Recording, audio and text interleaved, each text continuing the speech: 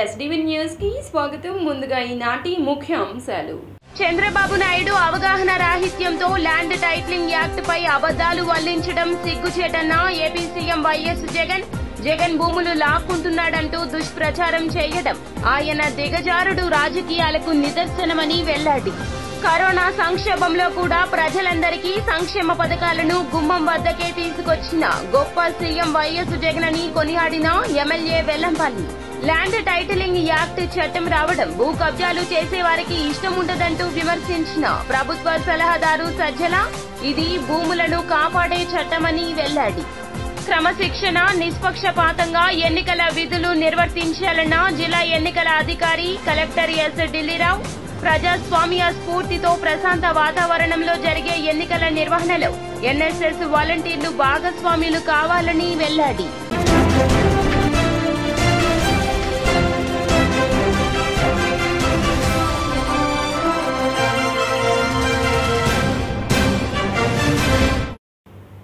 ఇక డీటెయిల్స్ చూస్తే, హిందూపురంలో ఎన్నికల బహిరంగ సభకు హాజరైన అశేష జనవాహినికి అభివాదం చేసి సభలో ప్రసంగించారు ఏపీ సీఎం వైఎస్ జగన్. పథకాలు, ఇంటి వద్దకే పెన్షన్, ఇంటి వద్దకే రేషన్, ఎక్కడా వివక్ష లేకుండా, ఎక్కడా లంచాలు లేకుండా ఈరోజు ప్రతి ఇంటికి సేవలు అందుతా ఉన్నాయి. నేను అడుగుతా ఉన్నా, ఇది కాదా అభివృద్ధి అని అడుగుతా ఉన్నాను. ఇదే పెద్ద మనిషి చంద్రబాబు నాయుడు మరి 14 ఏళ్ళు ముఖ్యమంత్రిగా చేశానని చెప్తా ఉన్నావు. నువ్వు ఏ రోజైనా ఇలాంటి అభివృద్ధి, ఇలాంటి ఆలోచనలు నువ్వే రోజైనా చేశావా చంద్రబాబు అని అడుగుతా ఉన్నాడు మీ బిడ్డ. ఎప్పుడూ కూడా చూడని విధంగా, ఎప్పుడూ జరగని విధంగా ఎక్కడి నుంచో పైప్ లైన్ వేసి రక్షిత మంచినీటి సదుపాయం కల్పించి ఉద్దానం సమస్యను శాశ్వతంగా పరిష్కరించింది మనందరి ప్రభుత్వం. ఇది అభివృద్ధి కాదా చంద్రబాబు అని అడుగుతా ఉన్నా. దశాబ్దాలుగా ఎవరు పట్టించుకోలేని ఆ సమస్యను ఈరోజు సాల్వ్ చేసింది ఎవరు? ఈరోజు వారికి అండగా నిలబడింది ఎవరు? ఇది కాదా అభివృద్ధి అని అడుగుతా ఉన్నాడు మీ బిడ్డ.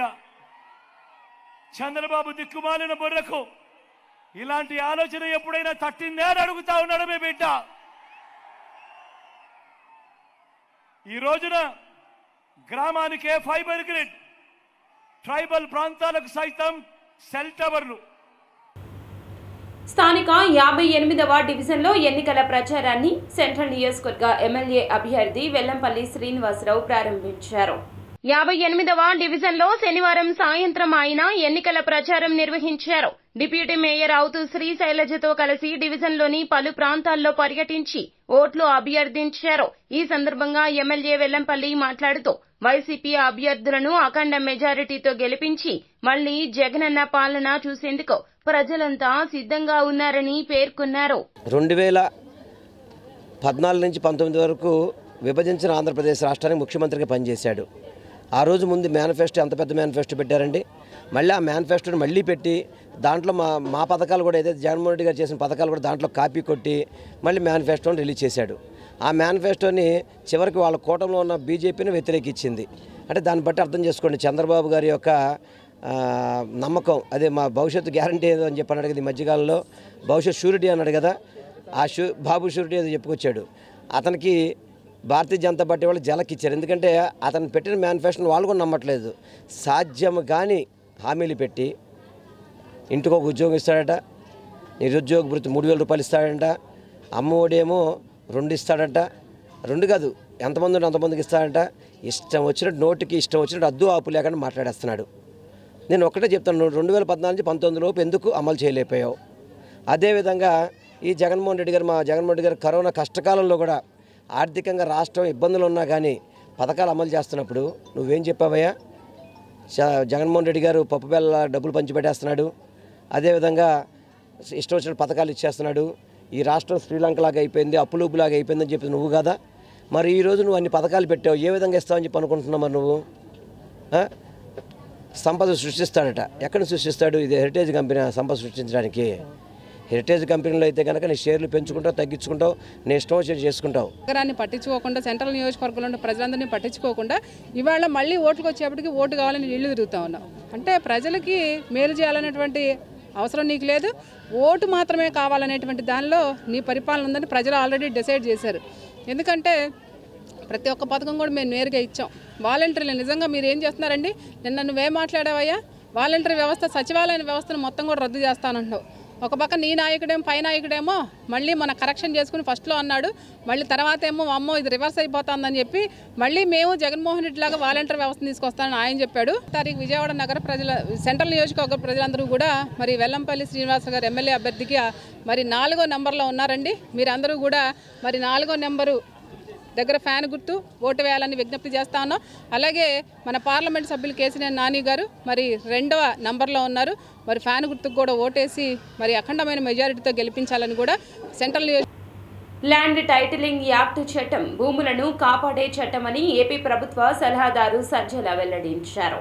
ల్యాండ్ టైటిలింగ్ యాక్ట్ పై విపక్షాలు దుమ్మెత్తి పోస్తూ ఉండడం పట్ల ఏపీ ప్రభుత్వ సలహాదారు సజ్జల మీడియా సమావేశం ఏర్పాటు చేశారు. ల్యాండ్ టైటిలింగ్ యాక్ట్ పై తప్పుడు ప్రచారం చేస్తున్నారంటూ మండిపడ్డారు. ఇలాంటి చట్టం రావడం భూ కబ్జాలు చేసేవారికి ఇష్టం ఉండదన్నారు. ఇది భూములను రక్షించే చట్టమైతే ల్యాండ్ గ్రాబింగ్ యాక్ట్ అంటున్నారని విమర్శించారు. 14 ఏళ్లు సీఎంగా ఉన్న చంద్రబాబు వంటి వ్యక్తి ఇలా మాట్లాడొచ్చా అంటూ సజ్జల ఆగ్రహం వ్యక్తం చేశారు. చట్టం తయారై గెజిట్ అయింది తప్ప దాని ప్రొసీజర్లు ఇవి కానీ ఏ రకంగా పోవాలని కానీ ఇవి పూర్తి చేసి మళ్లీ ఇంప్లిమెంటేషన్లోకి రావాలంటే ఇంకొక కండిషన్ ఉంది మనకు పెట్టుకుంది. సమగ్ర భూ సర్వే జరగాల. మనము ఇన్నాళ్లు జరుగుతూ వచ్చింది పేపర్ డాక్యుమెంట్ మీద బేస్ చేసుకుని ఆస్తి వ్యవహారాలు నడుస్తుంటే, అంటే ల్యాండ్ ఉంటుందో ఉండదో సంబంధంలా డాక్యుమెంట్లో ఉంటుంది. ఫలానా రామకృష్ణారెడ్డికి ఇన్ని ఎకరాల భూమి ఉంటుందని, అలా లేకపోయినా కూడా డాక్యుమెంట్ ఉండొచ్చు, లేదా అందులో తేడాలు ఉండొచ్చు. ఇప్పుడు మారాల్చాలనుకున్నది రియల్ గా నీ భూమి ఎంతుందో ఆ భూమికి సంబంధించిన యాక్చువల్ వాస్తవం ప్రతిబింబించేలాగా డాక్యుమెంట్ తయారు చేయడము. అంటే ఇన్స్టెడ్ ఆఫ్ పేపర్ నుంచి భూమి మీదకి పోయేది అది ఎప్పుడు వివాదాలు సృష్టిస్తుంది. ఒకే భూమి మీద 10 రకాల డాక్యుమెంట్లు ఉంటున్నాయి. ఒకే ల్యాండ్ మీద 2-3 రిజిస్ట్రేషన్లు కూడా జరుగుతున్నాయి. ఈ దీని కాకుండా వన్స్ ఫర్ ఆల్ నీ భూమి, నీ ఆస్తి, ఇమ్మూవబుల్ ప్రాపర్టీ ఏది ఉంటే దానికి సంబంధించినంతవరకు అది అపార్ట్మెంట్ కావచ్చు, ఇంకోటి కావచ్చు, ఇంటి స్థలం కావచ్చు, భూమి కావచ్చు, దీనికి సంబంధించినది వాస్తవమైన దీని నుంచి డాక్యుమెంట్ తయారవుతుంది. ఇది పెద్ద ఒక రెవల్యూషనరీ ఎఫర్ట్, రెవల్యూషనరీ ట్రాన్స్ఫార్మేషన్. ఇది ఏం ఓవర్ నైట్ ఎందుకు అవుతుంది? టైం పడుతుంది. పట్టడానికి ముందు సర్వే, సమగ్ర సర్వే జరగాల. ఆ యాక్టివిటీ ఇప్పుడు నడుస్తోంది. అసలు నాకు అర్థం కాదు ఏదంటే ఇప్పుడు వీళ్ళు అంటున్న ఏ ఆరోపణలు చేస్తుంటారు. ఈ రోజు కూడా అన్యాయం ఏమి చేశారు? అసలు క్రమశిక్షణ, నిష్పక్షపాతంగా ఎన్నికల విధులు నిర్వర్తించాలంటూ అధికారులకు జిల్లా ఎన్నికల అధికారి ఎస్ ఢిల్లీరావు ఆదేశాలు జారీ చేశారు. ఈ నెల 13న జరగనున్న సార్వత్రిక ఎన్నికలకు సంబంధించి విధులలో 12,050 మంది ఎన్ఎస్ఎస్ వాలంటీర్లు పాల్గొనున్న నేపథ్యంలో జిల్లాలోని వివిధ కళాశాలల ఎన్ఎస్ఎస్ వాలంటీర్లకు నిర్వహించిన శిక్షణ కార్యక్రమంలో ఆయన మాట్లాడారు. పోలింగ్ స్టేషన్ల వద్ద క్యూలైన్లను సక్రమంగా ఉండేలా చూడాలన్నారు. వృద్ధులు, విభిన్న ప్రతిభావంతులు, గర్భిణీల వంటి వారు ఓటు హక్కును సద్వినియోగం చేసుకునేందుకు సహాయ సహకారాలు అందించాలంటూ ఈ సందర్భంగా సూచించడం జరిగింది. మనకి సిద్ధార్థ కాలేజ్ అంటే నాకు Siddhartha college కాదనుకుంటాను, ఐజీఎంసీ Indira Gandhi municipal stadium అనుకుంటాను, ఐజీఎంసీ సెంట్రల్ అనేటువంటి ఈస్ట్ అనేది ఎన్ఎస్ఎం, ఇలా ఇవి డిస్ట్రిబ్యూషన్ సెంటర్స్ ఉంటాయి. అక్కడికి పోలింగ్ అధికారులు, తర్వాత రూట్ అధికారులు, బిగ్ సెక్టర్ అధికారులు అందరూ అనేటువంటిది ఒక పండగలాగా ఉంటుంది. ఆ రోజు చాలా ఎక్కువ మంది వస్తారు. సో దాంట్లో మనకి సెక్యూరిటీ ఫోర్సెస్ కూడా ఒక్కొక్క పోలింగ్ స్టేషన్ కి పంపించాల్సినటువంటి మూమెంట్ కూడా ఆ రోజు అనేటువంటి జరుగుతుంది. సో దాంట్లో మీకు ఎక్కడ ఎలా అలొకేషన్ అనేటువంటిది, సో అటువంటి సాఫ్ట్వేర్ రూపంలో అనేటువంటిది చేస్తున్నారు, ఎన్ఐసి ఆర్ అదర్వైజ్ మాన్యువల్ రూపంలో చేస్తున్నారు అనేటువంటిది అయితే అది మీకు కమ్యూనికేట్ చేస్తారు. ఓకే, జనరల్గా మీ డేటా అంతా తీసుకొని ఏ నియోజకవర్గానికి అలొకేట్ చేయాలా, దాంట్లో ఏ ఏ రూట్ అనేది ఉంటుంది. జనరల్గా నియోజకవర్గం ఉంటుంది. నియోజకవర్గాన్ని సపోజ్ ఒక 20 రూట్లు చేశారనుకోండి. ఒక రూట్లో సపోజ్ ఒక పోలింగ్ ఏజెంట్తో అన్నెసరీ గొడవలు. సో అది ఎక్కడ జరుగుతుంది? మనకి మాటకి పోలింగ్ ఆఫీసర్స్ ఎవరైనా దీంట్లోకి పోయి ఎక్కడికి మన కంపార్ట్మెంట్లోకి మాటకి వెళ్తున్నారనుకోండి, అప్పుడు పోలింగ్ ఏజెంట్కి అండ్ పోలింగ్ ఆఫీసర్కి మధ్య గొడవ జరుగుతుంది. ఆ గొడవ బయట కూడా పెద్ద గొడవ అవుతుంది. సో ఇలాంటివి ఇష్యూస్ అనేటువంటి ఉంటాయి. కాబట్టి దాంట్లో ఆ అసెస్మెంట్ అనేటువంటిది ఇంపార్టెంట్. సో కాబట్టి ఆ విధంగా మీరు అక్కడ మీకు ఖచ్చితంగా మీకే కంప్లీట్ గా నాకు తెలిసి 1877 కాబట్టి మీరే ఉండి మొత్తం క్యూ లైన్ తో పాటు అంటే మీకు ఎవరో ఒక యూనిఫామ్ వేసుకున్నటువంటి ఒక వ్యక్తి అయితే ఉంటారు, ఎవరో ఒకరైతే ఉంటారు. మీ ఇద్దరు కలిసి ఇప్పుడు అక్కడ ఉన్నటువంటి పీసీనో, అక్కడ ఉన్నటువంటి హోంగార్డో, అక్కడ ఉన్నటువంటి హెచ్సీనో, అక్కడ ఏఎస్ఐనో, లేకపోతే అక్కడ ఉండేటువంటి సిఏపిఎఫ్ వాట్ ఎవర్ ఎవరో ఒకరు అనేటువంటిది. అంటే దాంట్లో కొన్ని రకాల పోలింగ్ స్టేషన్స్ ఉంటాయి. Normal polling stations, critical polling stations. అంటే క్రిటికల్ పోలింగ్ స్టేషన్స్ అంటే ఏమిటి అని అంటే సామాన్యులకి పెత్తందారులకి ఎన్నికల యుద్ధం జరుగుతుందని వైసీపీ నాయకులు పోతిన వెంకట మహేష్ వెల్లడించారు. పశ్చిమ వైసీపీ అభ్యర్థి షేక్ ఆసిఫ్ కు మద్దతుగా 56వ డివిజన్ రాజరాజేశ్వరిపేటలో వైసీపీ నాయకులు పోతిన వెంకట మహేష్ ఎన్నికల ప్రచారం నిర్వహించారు. ఇంటింటికి వెళ్లి ఫ్యాన్ గుర్తుకు ఓటు వేసి ఎమ్మెల్యే, ఎంపీ అభ్యర్థులను గెలిపించాలని కోరారు. ఈ సందర్భంగా ఆయన మాట్లాడుతూ జగనన్న సామాన్య ప్రజల పక్షాన పోరాడుతున్నారని, అదేవిధంగా షేక్ ఆసిఫ్ పశ్చిమ నగరంలో పెత్తందారులకు వ్యతిరేకంగా ఎన్నికల పోరాటం చేస్తున్నారన్నారు. ఈ పోరాటంలో సామాన్యుల గెలుపు కావాలంటే ఫ్యాన్ గుర్తుకు ఓటు వేయాలంటూ ప్రజలకు విజ్ఞప్తి చేశారు. లబ్ధి పొందాం, మా జీవితాల్లో మార్పు వచ్చింది. రాబోయే ఎన్నికల్లో మా 2 ఓట్లు ఫ్యాన్ గుర్తుకేసి జగన్ రుణం తీర్చుకుంటామని ప్రజలైతే మాకు స్పష్టంగా తెలియజేస్తూ ఉన్నారు. జగన్మోహన్ రెడ్డి గారు నిన్న చెప్పిందే నేడు చేస్తారు, నేడు చెప్పిందే రేపు కూడా అమలు చేసేటువంటి వ్యక్తి. ఆయన ఏది చెప్తే అదే చేస్తారు. అటువంటి గొప్ప నాయకత్వ లక్షణాలు ఉండబట్టే ఈ రోజున రాష్ట్రంలో అడుగడుగున ప్రజలు ఆయనకి మద్దతు ఇస్తా మరొకసారి ముఖ్యమంత్రిని చేసే దిశగా ప్రజల మద్దతు అయితే మనకి చాలా స్పష్టంగా కనబడుతోంది. పశ్చిమ నియోజకవర్గంలో ఖచ్చితంగా వైఎస్ఆర్సీపీ హ్యాట్రిక్ కొట్టి తీరుతుంది. అదేవిధంగా కేశినేని నాని గారు కూడా హ్యాట్రిక్ కొడతారు.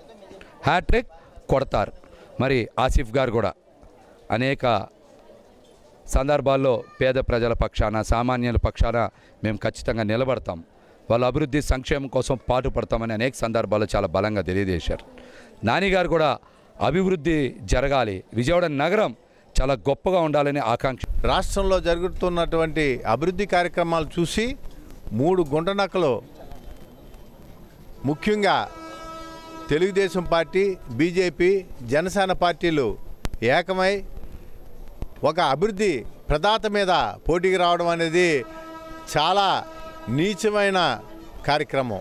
మరి ఇటువంటి కార్యక్రమంలో జగన్మోహన్ రెడ్డి గారి అమ్మఒడి, చేయూత, అనేక రకమైనటువంటి పథకాలు ఇచ్చి ప్రజల్లో మన్నన పొంది ఈ రోజున వృద్ధాప్యం పెన్షన్లు కూడా 3,000 రూపాయలు చేసిన ఘనత కూడా మన జగన్మోహన్ రెడ్డి గారిదే. ఈ రోజున వృద్ధులందరూ కూడా చంద్రబాబు నాయుడు చేసిన నీచమైన రాజకీయం వల్ల బ్యాంకులకు వెళ్ళి అక్కడ వ్యవస్థలు పడుతున్న కార్యక్రమం మనం ఈ రోజున చూస్తున్నాం.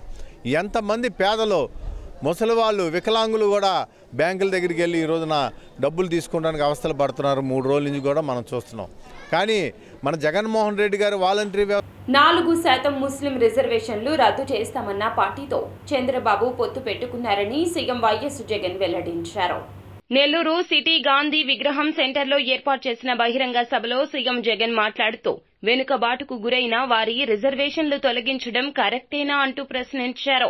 600 ముస్లింలకు రిజర్వేషన్లు ఉండి తీరాల్సిందే అన్నారు. ముస్లింలకు మత ప్రాతిపదికన 4% రిజర్వేషన్లు ఇవ్వలేదని, వెనుకబాటుతనం ఆధారంగా ఇచ్చిన రిజర్వేషన్లు ఇవి అన్నారు. మళ్లీ ముస్లింల కోసం చంద్రబాబు డ్రామాలు ఆడుతున్నారంటూ ఆరోపించారు. ఒక పక్క 4% ముస్లిం రిజర్వేషన్లను రద్దు చేస్తామని శపథం చేస్తున్న పార్టీతో ఈయన జతకడతాడు. ఒక పక్క 4% ముస్లింల రిజర్వేషన్లు రద్దు చేస్తామని శపథం చేస్తా ఉన్న బీజేపీ పార్టీతో ఈయన జతకడతాడు.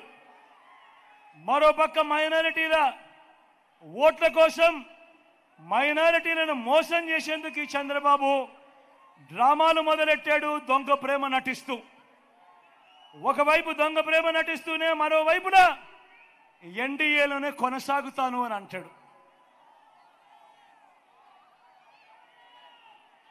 నేను అడుగుతా ఉన్నా, ఇంతకన్నా ఊసరి వెళ్ళి రాజకీయాలు ఎక్కడైనా ఉంటాయా అని అడుగుతా ఉన్నా. నేను ఈరోజు ధైర్యంగా చెప్తా ఉన్నా, 600 అయినా కానీ 106 అయినా కూడా 4% రిజర్వేషన్లు మైనారిటీలకు ఉండి తీరాల్సిందే అని మీ బిడ్డ ఈరోజు తలెత్తుకొని చెప్తా ఉన్నాడు. ఇది మీ జగన్ మాట, ఇది మీ వైఎస్ఆర్ బిడ్డ మాట. దీనికోసం ఎందాకైనా కూడా పోరాడుతా. అన్ని వర్గాల నుంచి, ప్రజల నుంచి కూటమికి విశేష స్పందన లభిస్తుందని ఉమ్మడి టీడీపీ ఎంపీ అభ్యర్థి కేశినేని చిన్ని వెల్లడించారు. తూర్పు నియోజకవర్గంలో గద్దె రామ్మోహన్ ను ఎమ్మెల్యేగా, కేశినేని చిన్నిని విజయవాడ ఎంపీగా గెలిపించాలని కోరుతూ TDP party star campaigner Vangaveeti Radha నిర్వహించిన రోడ్ షోకు ప్రజల నుంచి అపూర్వ స్పందన లభించింది. తెదేపా సీనియర్ నాయకులు బొప్పన బావకుమార్ ఇంటి నుండి మొదలైన ర్యాలీలో భాగంగా మొదట దర్శిపేట రాజరాజేశ్వరి అమ్మవారి ఆలయంలో పూజలు నిర్వహించారు. పెద్ద ఎత్తున జనసేన, భాజపా నాయకులు, కార్యకర్తలు, వంగవీటి రాధాకృష్ణ అభిమానులు పెద్ద ఎత్తున బైక్ ర్యాలీలో పాల్గొన్నారు. వంగవీటి రాధా గారు, గద్దె రామ్మోహన్ రావు, అంతేకాకుండా నేను, భారతీయ జనతా పార్టీ నాగేశ్వరరావు, అమ్మిశెట్టి వాసు గారు అందరం కలిసికట్టుగా ఇవాళ కృష్ణలంక ప్రాంతంలో ప్రచారం ర్యాలీగా వెళ్ళడం జరుగుతుంది. ఇవాళ ప్రజలందరూ కూడా ఉమ్మడి ప్రభుత్వాన్ని త్వరలో చూడబోతున్నారు. జూన్ 4న తెలుగుదేశం, జనసేన, భారతీయ జనతా పార్టీ ఉమ్మడి ప్రభుత్వం అధికారంలో రాబోతుంది. చంద్రబాబు నాయుడు గారు ముఖ్యమంత్రి కాబోతున్నారు. ఇవాళ మా అదృష్టం, వాళ్ళ విజయవాడ తూర్పు నియోజకవర్గానికి వంగవీటి రాధా గారు రాష్ట్రం అంతా పర్యటిస్తున్నారు. నియోజకవర్గంలో వంగవీటి మోహన్ రంగా గారు రోడ్ షోకి అనూహ్యమైన స్పందన. ఇవాళ విజయవాడ నగరంలో యూత్ అంతా కూడా కదిలివచ్చి ఇవాళ జరుగుతున్న రోడ్ షోని జయప్రదం చేయడమే కాకుండా రాధాకృష్ణ గారు అనేక సంవత్సరాలుగా ప్రజా జీవితంలో ఒక నిష్పక్షపాత అయిన వ్యక్తి, ఎలాంటి స్వార్థము, స్వలాభాపేక్ష లేకుండా ఎదుటివాడికి సహాయం చేసే విధానంగా ఆయన ముందుకు వెళ్ళడం జరుగుతోంది. అందువల్ల ఆయన కార్యక్రమం అనౌన్స్ అయిన దగ్గర నుంచి కూడా మాకు అనేక మంది యువత అంతా కూడా వచ్చి మమ్మల్ని ప్రోత్సహిస్తూ ముందుకు నడిపిస్తూ ఉన్నారు. అందువల్ల రాధా గారికి మరొకసారి కృతజ్ఞతలు తెలియజేస్తూ రేపు జరిగే ఎన్నికల్లో నగరంలోని బబూరి గ్రౌండ్స్ లో ఏర్పాటు చేసిన చార్మినార్ ఎగ్జిబిషన్ సందర్శకులను ఎంతగానో ఆకట్టుకుంటుంది.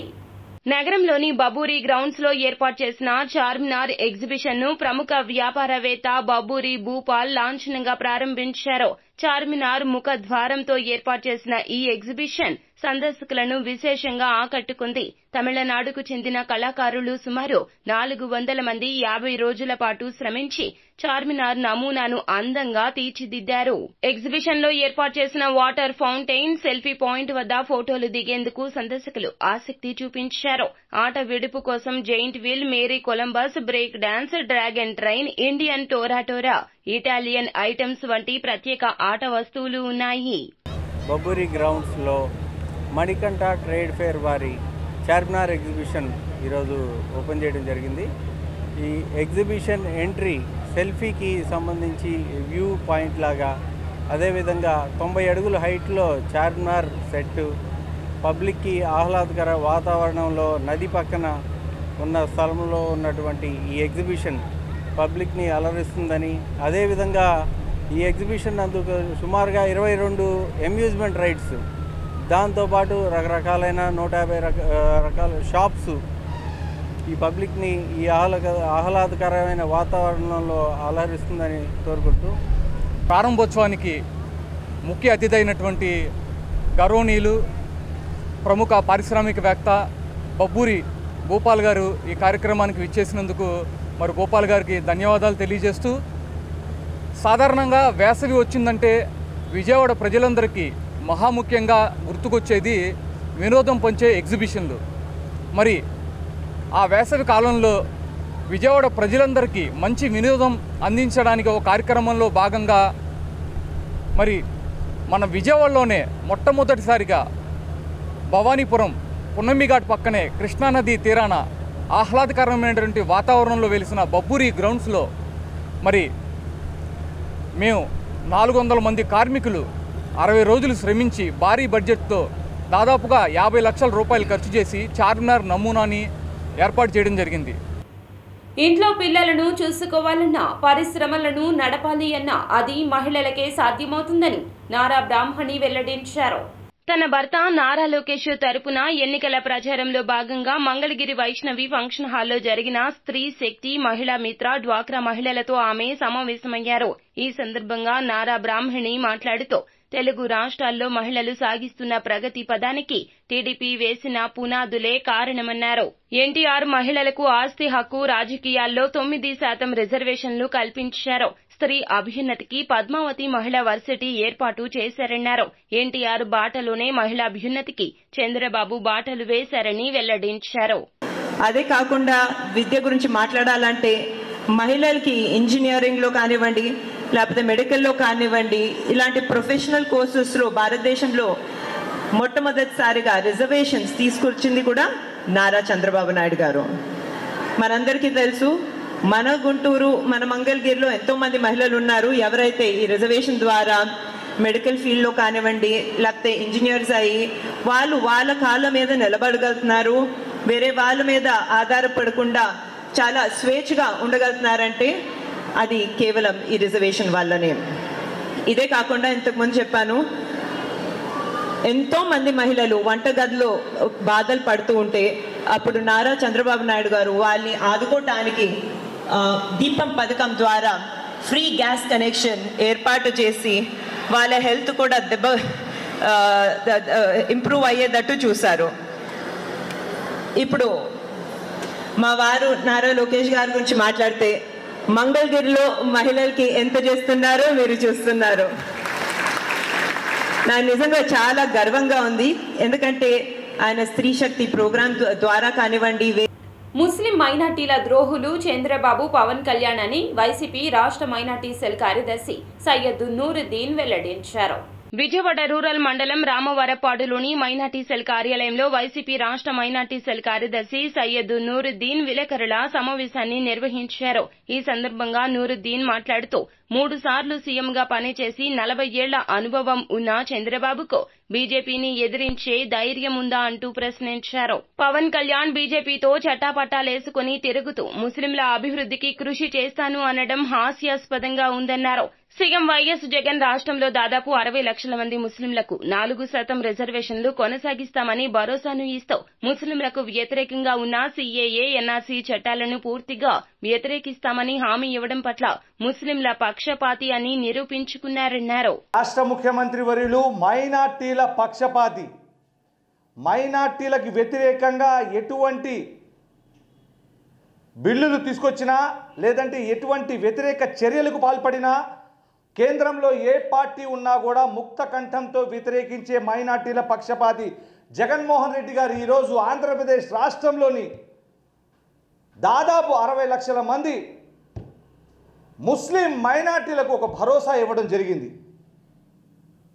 4% రిజర్వేషన్ కానీ, సిఏఏ కానీ, ఎన్ఆర్సీ కానీ ఎటువంటి పరిస్థితుల్లో మేము దాన్ని సహకరించాం, దానికి పూర్తిగా వ్యతిరేకం అని చెప్పి హామీ ఇవ్వడం జరిగింది.